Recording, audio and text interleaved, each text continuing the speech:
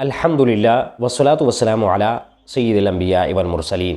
السلام علیکم ورحمۃ اللہ وبرکاتہ۔ بسم اللہ الرحمن الرحیم۔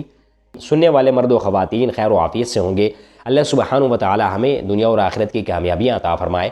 آج کا جو موضوع ہے وہ یہ ہے کہ حضرت ابوبکر صدیق رضی اللہ تعالی عنہ حضور علیہ الصلوۃ والسلام کے بعد خلافت کے حقدار تھے۔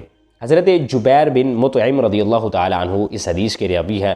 وہ فرماتے ہیں کہ اللہ کے رسول صلی اللہ علیہ وسلم کی خدمت میں ایک خاتون حاضر ہوتی ہے تو آپ علیہ الصلوۃ والسلام نے اسے دوبارہ حاضر ہونے کا حکم دیا۔ حدیث کا مفہوم کہ دوبارہ حاضر ہونے کا کہ تم دوبارہ حاضر ہونا۔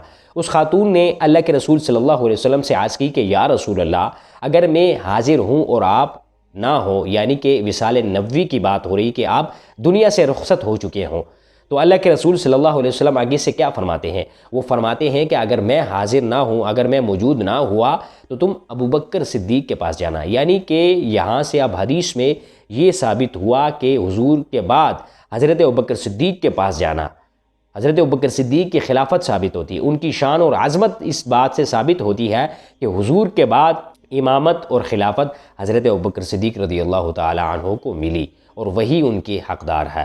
اللہ سبحانہ و تعالی ہمیں حضرت ابوبکر صدیق رضی اللہ تعالی عنہ کے نقش قدم پر اور ان سے محبت کرنے کی توفیق عطا فرمائے۔